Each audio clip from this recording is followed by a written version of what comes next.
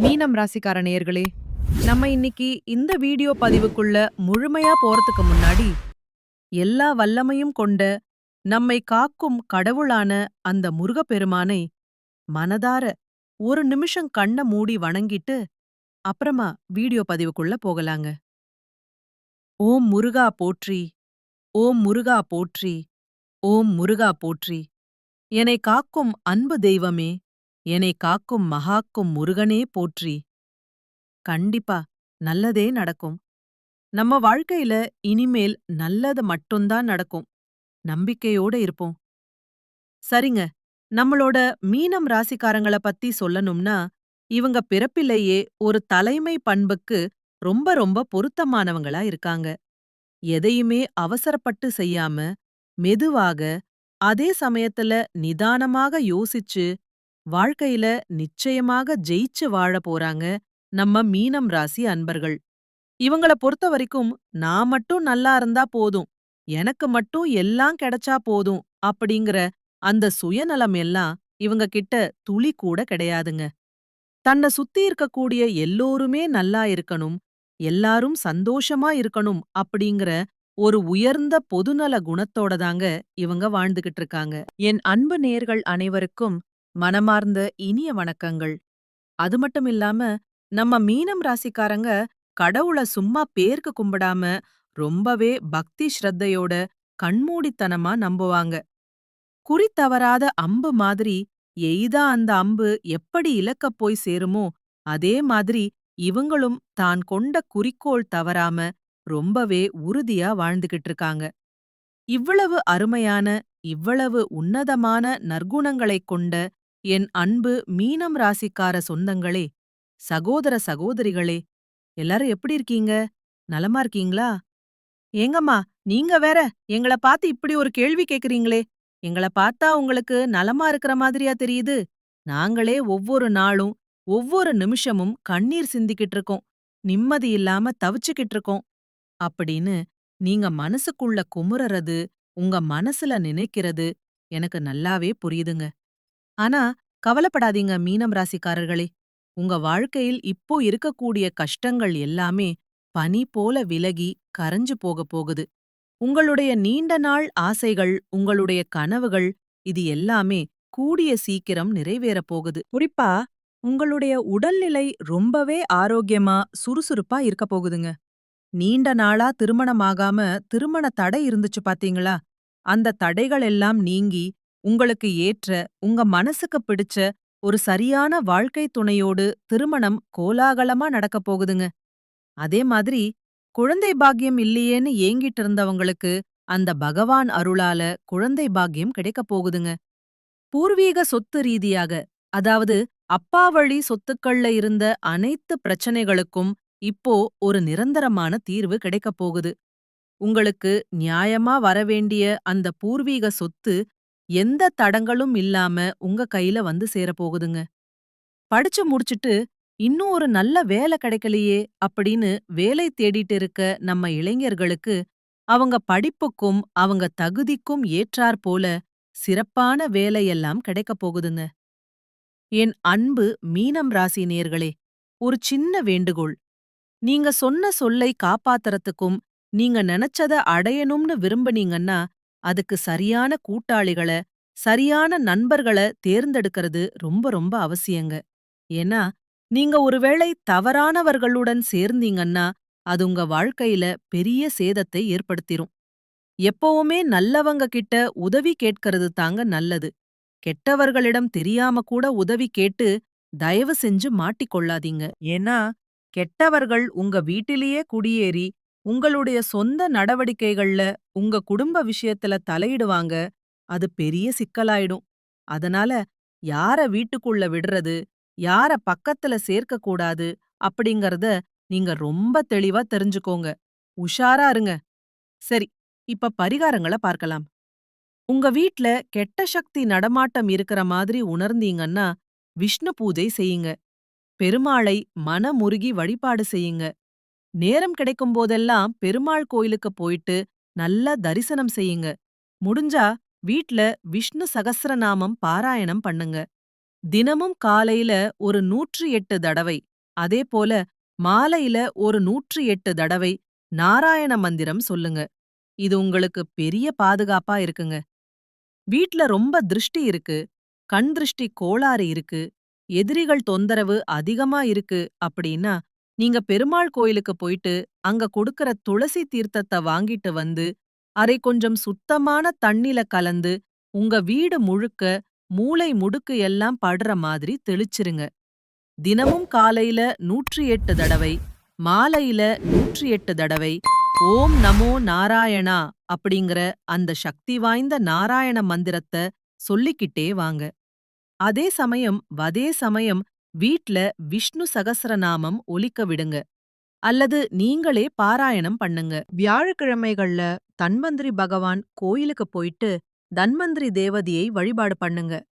சனிக்கிழமை மறக்காம பெருமாள் கோயிலுக்கு போயிட்டு பெருமாள சேவியுங்க. அப்படி கோயிலுக்கு போயிட்டு வரும்போது நீங்க வேற எங்கேயும் போகாம நேராக உங்க வீட்டுக்கு தான் வரணுங்க. அப்பதான் அந்த அருள் வீட்டுக்கு வரும். உங்களுக்கு திருஷ்டி, உடல் சரியில்லாம போறது, உடம்புல அரிப்பு வரது, ஸ்கின் ப்ராப்ளம் ஏதாச்சும் இருந்தா தயிர் தானம் பண்ணுங்க. சுத்தமான தயிர அபிஷேகத்துக்கு கொடுங்க. இல்லனா ஆதரவற்றோர் காப்பகங்களுக்கு தயிர் சாதமா கலந்து கொடுக்கணுங்க. கோவில்ல அன்னதானம் நடக்கறப்போ மத்தவங்களுக்கு தயிர் கொடுங்க. தயிர் சாதம் யாருக்கெல்லாம் தேவைப்படுதோ அவங்களுக்கு தானமா கொடுங்க. இது தோல் வியாதிகளை நீக்கும். வியாழக்கிழமை மற்றும் சனிக்கிழமைகள்ல உங்க வீட்ல ஒரு சின்ன பரிகாரம் செய்யணும். பச்சை கற்பூரம், ஜாதிக்காய், கிராம்பு, ஏலக்காய் இது எல்லாத்தையும் ஒண்ணா போட்டு மிக்ஸ் பண்ணி தண்ணில கலந்து அதுல கொஞ்சம் வாசனைக்கு பன்னீரையும் சந்தனத்தையும் கலந்து உங்க வீடு முழுக்க வாசப்படி உட்பட எல்லா இடத்துலயும் தெளிச்சிருங்க. அப்படி தெளிக்கும்போது சும்மா தெளிக்காம நாராயண மந்திரத்த மனசுக்குள்ள சொல்லிக்கிட்டே தெளிங்க. இந்த மந்திரத்த குறைஞ்சபட்சம் ஒரு 12 முறையாவது சொல்லுங்க. இந்த பரிகாரத்த தொடர்ந்து குறைஞ்சபட்சம் ஒரு 12 வாரம் செஞ்சுக்கிட்டே வாங்க. இப்படி செஞ்சீங்கன்னா உங்க வீட்ல எந்த ஒரு கெட்ட சக்தியும் அண்டவே அண்டாது, நாறுங்கவே முடியாது. கண் திருஷ்டி, எதிரிகள் தொல்லை, கோர்ட் கேஸ் பிரச்சனை, போலீஸ் ஸ்டேஷன் சம்பந்தமான சிக்கல்கள் இது எல்லாமே உங்களை விட்டு விலகி ஓடிருங்க. உங்க வீட்ல எப்பவுமே ஒரு வசீகர சக்தி இருக்கணும் அப்படின்னு நினைச்சீங்கன்னா இந்த பரிகாரத்தை எல்லாம் நம்பிக்கையோட செஞ்சுக்கிட்டே வாங்க.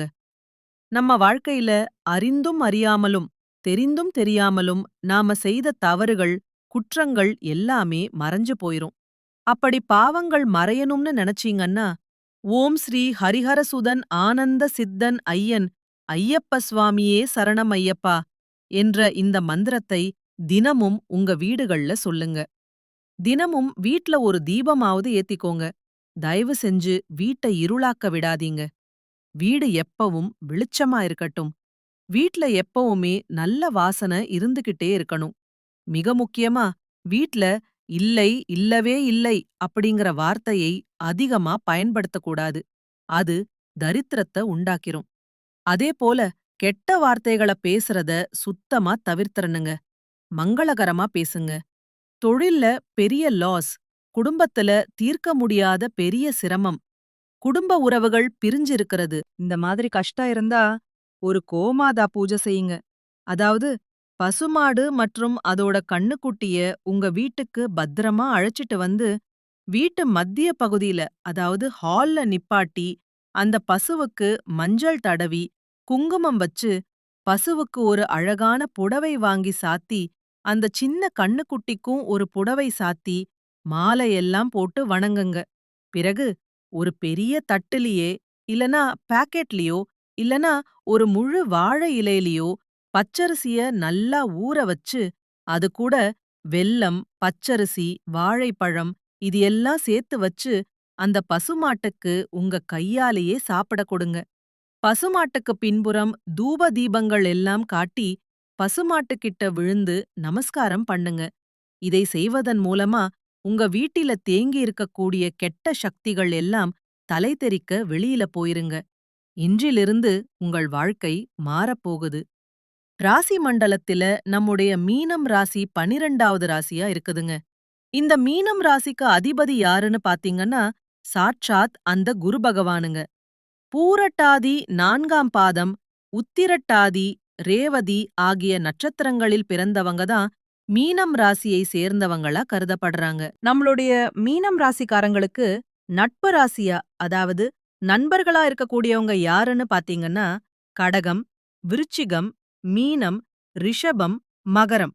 இவங்க எல்லாரும் நம்மளுடைய மீனம் ராசிக்காரங்களுக்கு மிகச்சிறந்த நட்பு ராசியா இருக்காங்க. பொதுவாவே மீனம் ராசியில பிறந்தவங்க இயல்பாகவே ரொம்ப இரக்க குணம் கொண்டவங்களா இருக்காங்க.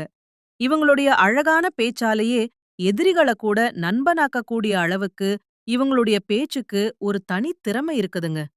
உண்மைக்கு புறம்பா, அதாவது பொய் சொல்லி எந்த காலத்திலயும் எந்த ஒரு செயலையும் இவங்க செய்யவே மாட்டாங்க. அடுத்தவங்க இத செய்ய முடியாதுப்பா அப்படின்னு சொல்லி ஒதுக்கி வச்ச காரியத்த கூட ரொம்ப அழகா திட்டம் தீட்டி முயற்சி பண்ணி அந்த காரியத்தில மாபெரும் வெற்றி அடையக்கூடியவங்களா இவங்க இருக்காங்க. நெறைய பேர் எங்க குலதெய்வம் எங்கேயோ இருக்குது, என்னமோ இருக்குது, குலதெய்வம் எதுன்னே தெரியல அப்படின்னு நெனச்சு கவலைப்படுறீங்க. நீங்க அப்படி நினைக்க வேண்டாங்க. நீங்க எங்க இருந்தாலும் பரவாயில்ல. உங்க வீட்ல ஒரு தீபம் ஏத்தி வச்சு அந்த தீப ஒளியில தெய்வங்கள் இருக்குறாங்க அப்படின்னு நெனச்சு மனமுருகி வழிபாடு செய்யுங்க. குலதெய்வமே தெரியாவிட்டாலும் பரவாயில்லை. வீட்ல தீபம் ஏற்றி வச்சு ஏதாவது ஒரு நல்ல நாள்ல எங்க குலதெய்வமே எங்கள காப்பாத்து அப்படின்னு குலதெய்வத்த நெனச்சு வழிபாடு செய்யுங்க. ஏன்னா குலதெய்வ வழிபாடு உங்க குலம் காக்குங்க, உங்க குலம் தழைக்க வைக்கும். முதல்ல குலதெய்வம், அப்புறம்தான் இஷ்டப்பட்ட தெய்வம், அப்புறம்தான் உங்களுக்கு விருப்பப்பட்ட மற்ற தெய்வங்கள். நான் எந்த கோயிலுக்கு போனாலும் என்ன பண்ணாலும் என் வாழ்க்கையில ஒரு ஏற்றமே இல்ல, மாற்றமே இல்ல அப்படின்னு நீங்க விரக்தியா சொல்லுவீங்க. அப்படிப்பட்டவங்க தினமும் காலையில எந்திரிச்ச உடனே அந்த சூரிய பகவானை பார்த்து நமஸ்காரம் பண்ணுங்க. அவங்களுடைய அனுக்கிரகம் உங்களுக்கு இருந்தா போதுங்க. மற்ற கிரகங்கள் எல்லாம் உங்களுக்கு சாதகமா இல்லைனா கூட பரவாயில்ல. அந்த சூரியனுடைய பிரகாசம் உங்க வாழ்க்கையவே பிரகாசமா மாத்திருங்க. அந்த காலையில வரக்கூடிய வெளிச்சம் உங்களை வந்து சேருங்க. உங்க வாழ்க்கையில் இருக்கக்கூடிய கண்ணீர் துளிகள் எல்லாம் அந்த சூரியனை கண்ட பனி போல கரைஞ்சு போயிருங்க. மனிதனா பிறந்த ஒவ்வொருவர்களுக்கும் ஆசை இருக்கதாங்க செய்யும். ஆனா அந்த ஆசைகளை அடைய நம்ம சும்மா நினைச்சா மட்டும் பத்தாதுங்க. முழு மனசோட நம்மளுடைய ஆசைகளை அடைவதற்கான வழியை தேடணும். ஒவ்வொரு நாளும் இதுக்கு என்ன பண்ணணும் அப்படின்னு யோசிச்சு அதற்கான திட்டங்களை தீட்டி உழைச்சுக்கிட்டே இருக்கணுங்க. விடாமுயற்சியோட உழைச்சா நிச்சயமா நம்மளுடைய ஆசைகள் எல்லாமே நிறைவேறுங்க. உங்க வாழ்க்கையில இனி வரக்கூடிய காலங்கள்ல உங்களுடைய அனைத்து ஆசைகளும் ஒவ்வொன்னா நிறைவேறப் போகுதுங்க. அப்படி ஒவ்வொரு மனிதனுக்கும் இருக்கக்கூடிய பொதுவான ஆசை என்னன்னு பாத்தீங்கன்னா, 16 செல்வங்களையும் பெற்று பெருவாழ்வு வாழணும் அப்படின்னு தான் ஒவ்வொரு மனிதனுடைய ஆசையும் இருக்குதுங்க. எல்லாருக்குமே பணம் வேணும், பதவி வேணும், புகழ் வேணும், கௌரவம் வேணும் அப்படின்னு தான் ஒவ்வொரு மனிதனும் தினமும் ஓடிக்கிட்டே இருக்கான், வாழ்ந்துகிட்டு இருக்கான். அதை நோக்கிய பயணத்தை தான் ஒவ்வொரு நாளும் மனிதன் செஞ்சுகிட்டே இருக்கான். ஆனா ஒவ்வொரு நாளையும் ரசிச்சு வாழ்றது கிடையாது. எந்த ஒரு மனிதனும் ஏதோனும் ஏதோ ஒரு போராட்டத்துல தாங்க இந்த உலகத்துல வாழ்க்கைய வாழ்ந்துட்டு இருக்காங்க. குறிப்பா நம்மளுடைய மீனம் ராசிக்காரங்க உடல் ரீதியாகவும் மனரீதியாகவும் பல சோதனைகளையும் தாங்க முடியாத வேதனைகளையும் மன அழுத்தங்களையும் சந்திச்சிட்டு இருக்காங்க. அதனாலதான் சொல்றேன், இந்த பதிவு மீனம் ராசிக்காரங்களுக்கு ரொம்பவும் முக்கியமான ஒரு பதிவா இருக்குதுங்க. இந்த பதிவ நீங்க முழுசா பார்த்து முடிக்கும்போது உங்க வாழ்க்கையில என்னென்ன நன்மைகள் நடக்கப் போகுது, நாம என்ன செய்யணும் அப்படிங்கறத நீங்க தெளிவா தெரிஞ்சு கொள்ள முடியுங்க. மீனம் ராசிக்காரங்க தற்போது நிறைய குழப்பங்களை சந்திச்சுக்கிட்டு இருக்காங்க. எது சரி, எது தவறுன்னு தெரியல. சரியான பாதையை பிடிக்க தவறுனா இன்னும் குழப்பங்கள் வர வாய்ப்பு இருக்குதுங்க. அதனால நிதானமா சரியான பாதையில பயணம் செய்யுங்க. நம்பிக்கையான செய்தி என்னன்னா, செவ்வாய் பகவான் 7ஆம் இடத்துல அமர்ந்து உங்களுக்கு பெரிய பாக்கியத்த கொடுக்க போறாருங்க. இதன் மூலமா உங்க குழப்பங்கள், தீராத பிரச்சனைகள், முக்கியமா பணம் சார்ந்த விஷயங்கள்ல உங்களுக்கு ஒரு நல்ல தெளிவு பிறக்குங்க. உங்க மனசுல இருந்த கவலைகள் எல்லாமே இருந்த இடம் தெரியாம காணாம போயிருங்க. உங்க மனசுல ஒரு பெரிய நிம்மதியும் தெளிவும் பிறக்குங்க. என்னதான் ஜென்ம சனியின் தாக்கம் இருந்தாலும் பணம் ரீதியாக இருந்த அனைத்து பிரச்சனைகளுமே குறைய போகுதுங்க. உங்க வாழ்க்கையில இனி வரக்கூடிய காலங்கள்ல பணம் ரீதியாக பிரச்சனை வர வாய்ப்பே கிடையாதுங்க. பணப்புழக்கம் சரளமா இருக்கும். மீனம் ராசிக்காரங்களே, நீங்க கடந்த காலத்துல செஞ்ச தவறுகளை உணர்ந்து அவற்றை எப்படி திருத்திக்கிறது அப்படிங்கிற ஒரு மனப்பான்மை உங்ககிட்ட இருந்தாவே போதுங்க. நீங்க வாழ்க்கையில ஒரு உயர்ந்த இடத்த, ஒரு உன்னதமான இடத்த நிச்சயம் அடைய முடியுங்க. சில நேரங்கள்ல அலட்சியத்தினாலேயோ அல்லது அவசர முடிவுகளாலேயோ கண்மூடித்தனமான நம்பிக்கை இல்லாத பயனாலேயோ நீங்க தவறான முடிவுகளை எடுக்க நேரிடுங்க.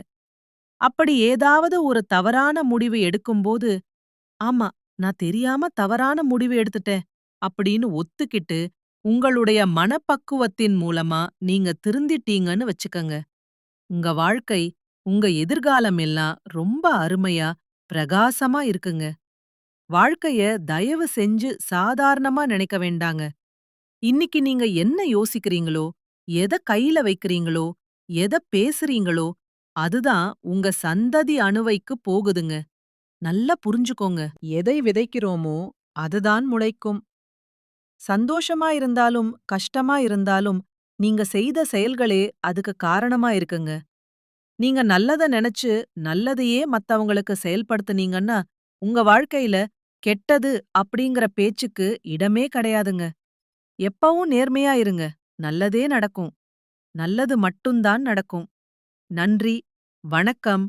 ஓம் முருகா. வணக்கம்.